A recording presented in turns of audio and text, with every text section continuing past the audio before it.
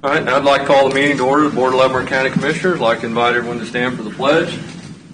I pledge allegiance to the flag of the United States of America and to the republic for which it stands, one nation, under God, indivisible, with liberty and justice for all.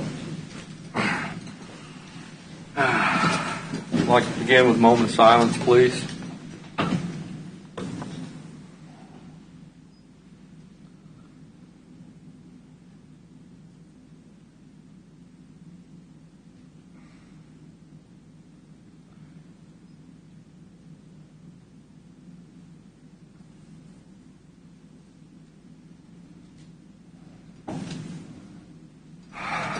Roll call, begin with Commissioner Stevens. Here. Commissioner SCHIMKE is absent today. Commissioner Smith is present. Commissioner Culberson? Here. And Commissioner KAAZ? Here. Okay. We don't have any public comment today, but I'd like to take this time to thank everybody for all their prayers and cards and flowers and everything through my being gone and my mother's passing. I do know one of the newspapers took a lot of interest in my mother's passing, but the facts are she was 97 years old. She was on hospice for the last 4 months. She resided in Douglas County for many years. She did not live in Tonganoxie. And with that, I'd like to thank the Good Shepherd Hospice. I mean, if anybody's ever been around a hospice situation, they are such the caring people. I mean, they would phone you all the time and give you updates. And then after the passing of my mother, I heard from the people that took care of her, they're very compassionate people when it comes to end of life. So, like I said, I just want to thank the Good Shepherd Hospice folks and everybody that give cards, flowers, and everything. So, thank you. So, anyways. Welcome back. It's good to be back. Good to be back. So, anyways, Doug, I had just one comment go ahead. to address about the Star article. There was just one piece of it that I think the public should know that was not included in the article, and I did call the reporter and address this, was the numbers of our neighboring counties on positivity and hospitalizations. And he informed me that he did put that in his original story, but somehow it did not make it into the article. And I think that's important of how we based our decision. Well, sometimes some stories don't let the facts get in the way with a good story. So, anyway, so we'll move on to administrative business. Commissioners, really the only thing really, just some reminders that as we approach the end of the year, with our meeting right before the Christmas holidays is the 23rd. We will have a budget amendment coming forward. That's our typical, just make adjustments for the end of the year stuff, solid waste, those types of things. So just wanted to make sure you're aware of that. Then the following week would be the New Year's holiday, but it doesn't impact our meetings. So our meetings from the rest of the year should work out to be on our normally scheduled days. Okay. All right. Well, we'll have a whole lot today. Could you give us an update on the KAAZ Act money on for the townships that didn't use their money and the money that's left over, if it's available for the other townships to request that funding?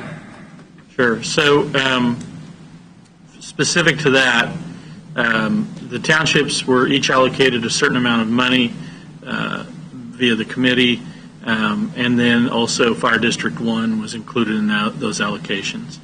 All of our plans for disbursement had to be submitted to the state for approval, and were approved. There are several townships that didn't have any expenditures and so did not use their money. That money does not go back to the state. It will come back to the county. Some some of the townships did submit for requests and were funded. We had 2 townships that submitted payroll for their firefighters. Well, 1 township in the fire district, and those exceeded what was allocated to those townships. We still have until the 15th for any of those townships to submit expenditures. So not sure where we're going to end up with that, but that money that's left over will roll back to the county for our expenditures that we haven't reimbursed ourselves for yet. To my knowledge, any of those townships and the fire district that had actual COVID-related expenditures, those expenses have been covered. The only thing that is outstanding would be, again, the reimbursement for payroll, which was budgeted payroll but is eligible for reimbursement with COVID funds. And no, the leftover money does not roll back to the other townships, so one township can't spend all of the funds that were allocated for other townships. Okay, so it's not based on any population or anything? So we originally looked at that when the committee met, and we were trying to determine how you do population, especially for townships that have cities within them, and most of their population lies within the cities who receive direct funding based on population through the county. So, I'll just use I'll use Fairmount for an example because that's one of the ones that have requested additional funds. Probably at least 2/3 of their population is in the city limits, and over 2/3 of their valuation is in the city limits. So we also looked at valuation. Maybe we could do something based on valuation. The census numbers are not to the point where you can say for sure this many people are inside the city and this many people are outside the city. So when the city's got the money for them, and that township represents that city as well, we felt that they would need to go to the city for that allocation because that's how it was divvied up. And therefore, we decided as a committee that the best allocation of resources or the fairest would be there was a certain amount allocated to the other taxing entities. Easton and Linwood had an allocation out of there, and then the rest of it we divided by the remaining townships that are in the county. So, and we had some township fire departments that did not turn in anything. We have some that have not yet. That doesn't mean they won't, because they still have until again the 15th to submit any expenses. Okay. But each township and Fire District 1 was allocated $57,000 and some change. Fire District 1 received reimbursement on top of that for some of their staff costs because they helped staff the emergency center, operating center over with Jamie for the first 3 months or so. So they had that staff member's, his wages were covered by the county, and that was outside of that program. So they're about $90,000, I think, right now at the Fire District 1, and $57,000 at Fairmount. Reno Township, Stranger Township has submitted expenses, and Reno Township has asked how they go about doing it. So I believe they're going to have some submitted. I haven't seen that one yet, though. Okay. So there's still time to turn in allowable expenses. Yes, there's still time. 15th of December is the cutoff. 15th of December is the cutoff. The funds have been allocated to those townships. We still have some of the cities that haven't submitted all of their necessary forms for reimbursement. And those funds don't go back to the other cities. They come back again to the county, who will of all the entities, the county has the greatest amount of actual direct COVID-related expenses. And I think so what's important to remember is most of the funds, over 70%, went to the cities. The county retained, of the $19 million, the county retained $4 million for our expenditures. And we have, again, we had the largest amount with the least amount of reimbursement so far. So we have that setting aside. So if any funds are unused by a township or a city or a school district, those funds will come back to the county, and we will allocate the expenditures that we've had that have been unreimbursed. Okay. So they do have till the 15th of December to turn in an allowable expense. Yes. As long as it's an allowable expense, we'll reimburse. If it's an allowable expense and it falls within their allocation, yes. Okay. All right. Cleared that up. So, is there any other administrative business or anybody wants to bring up this time? Because we don't have a lot on the agenda today. So, we'll move on to the consent agenda. Commissioners had a chance to look at everything on the consent agenda. Is there anything that needs to be pulled off and voted on separately? Please remove the check registry from the consent agenda. Okay. I move we accept the consent agenda with the check registry removed. Have a motion. I have a second. Have a motion and a second. Any further discussion on the consent agenda with the removal of the check registry? Seeing none. Voting. Commissioner Stevens? Aye. Aye. Aye. All right. I'll entertain a motion to approve the Make check a motion. registry. I make a motion we accept the check registry from the consent agenda. Have a motion. Do I have a second? I have a motion and a second. Any further discussion on any item on the check registry? None. Voting. Aye. Aye. Aye. Abstain. All right. Clear. Okay. We have anything else before we go down to the meetings that are coming up? Then all the LCDC meeting by Zoom. We have two commissioners attending that. Thursday? Yeah, Thursday Yep. At 11:30. Yep. Did you or Chad want to be the other one? I don't know if Chad wants to or not. I'll find out and let you If he know. does not, let me know. And Okay. Okay, now on the Thursday night, we have a Leavenworth County Extension annual meeting. It's by Zoom also. Does anybody be able to attend that by Zoom? What is it? The Leavenworth County Extension Council, where didn't you go last year and read all the? Yeah. One last. Me and Mike went. Yeah, Mike and Yeah. you went, yes, last Yeah. year. Um, It's by Zoom, so When is how it? good's your internet out in the county? Mine's not. we have decent, but we spend quite a bit for it. Yeah, well, I shouldn't say I don't have. It's okay, unless there's a cloud or snowing or raining. I can try to be available for that if you're, unless other commissioners want to go.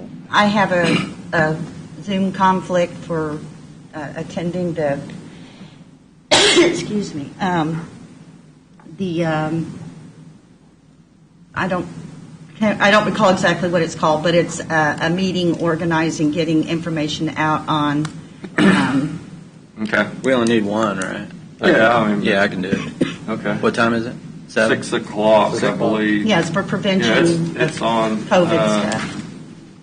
You got the email, didn't you? Yeah, I'll look at that. Yeah. On the Zoom information. All right. If for some I might reason- zoom in on there with you unless you are planning No, on it. like I said, if for some reason you can't, let me know. And then, Okay. like I said, if you're available that way, there's only 2. Okay.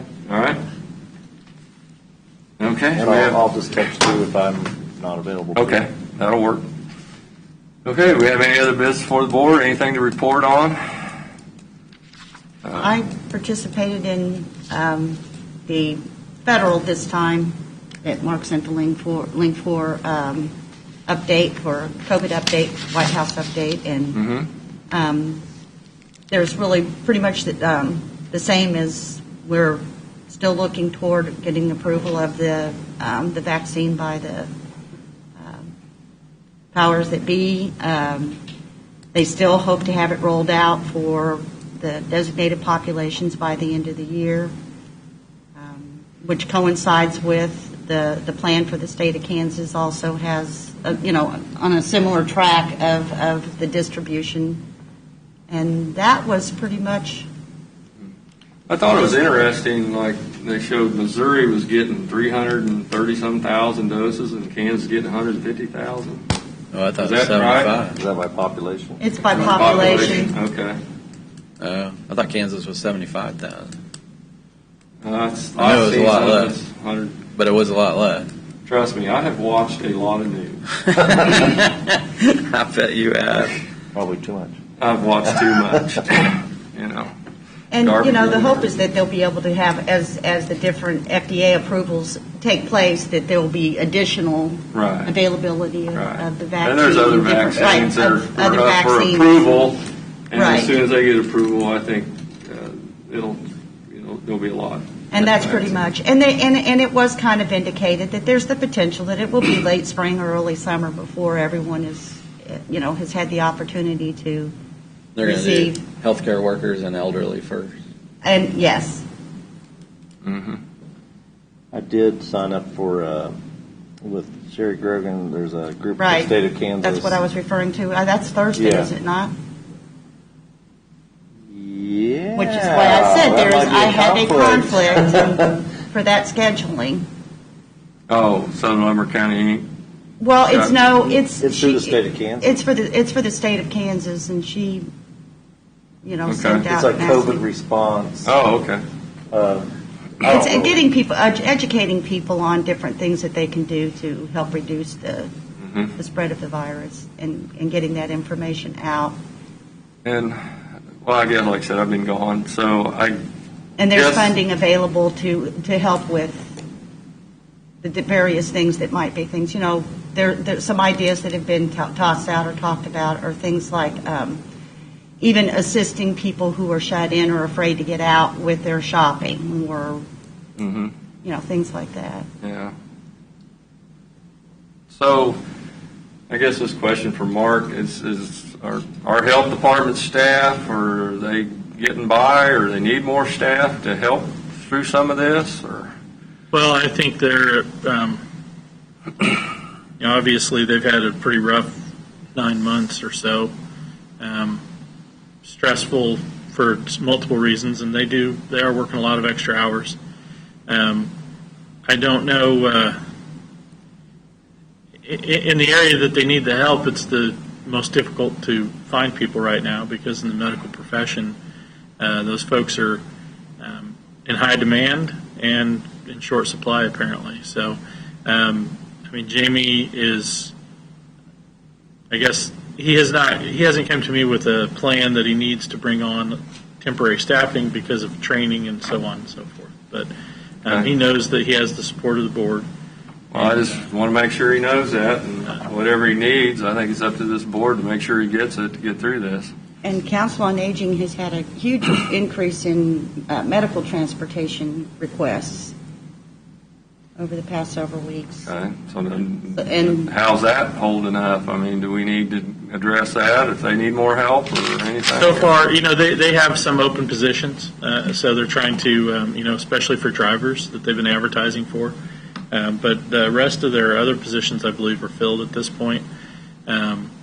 So they, again, so far have been able to meet the needs with what they have.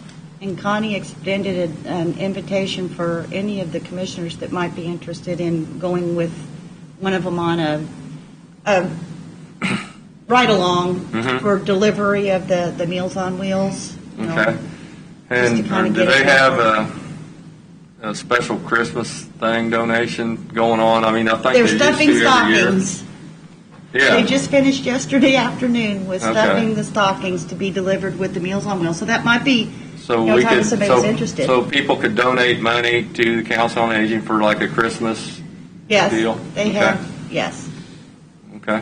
Well, I encourage everybody to do that.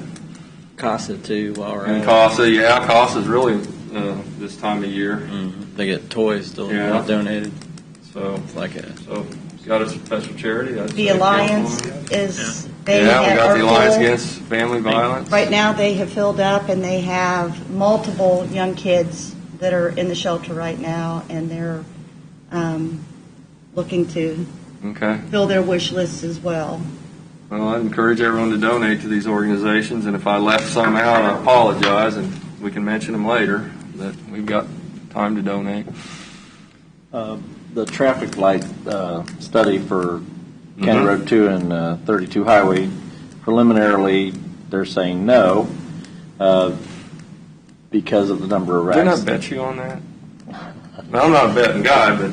Well, there's some discrepancy in the number of accidents, and the chief down in Sherman Township, and they're trying to get actual numbers. Mhm. to see if the numbers that were considered in the study are correct. So that's Okay. that's one way, and I know Bill's working on a list, and they're working with the Sheriff's Department and Sherman Township to try to Okay. see if the numbers are correct on So, that. But it is encouraging that we have the $900,000 for the improvement Road two. of the road yeah, north 158th of there. Street, yes, to the So, turnpike. So anyway, it's something still going to have to be looked at as far as the safety of that intersection. But, Just Don't know what remember we're that gonna do. that's not our intersection. yeah, it's That's the K32's KDOT. intersection. Yeah, that's a It's KDOT on intersection. K32 right away. And- so But it it's is not the located county. in our Right. And probably, Just to show- like us, they have no unsafe roads. Just to show how long it takes to get projects through, it was the early 2000s when north of the turnpike was done on 158th Street. And it's taken this long to get the other part done. So, And it's too bad when it takes, multiple fatalities. I know. So. I know. But anyway, we are concerned about it.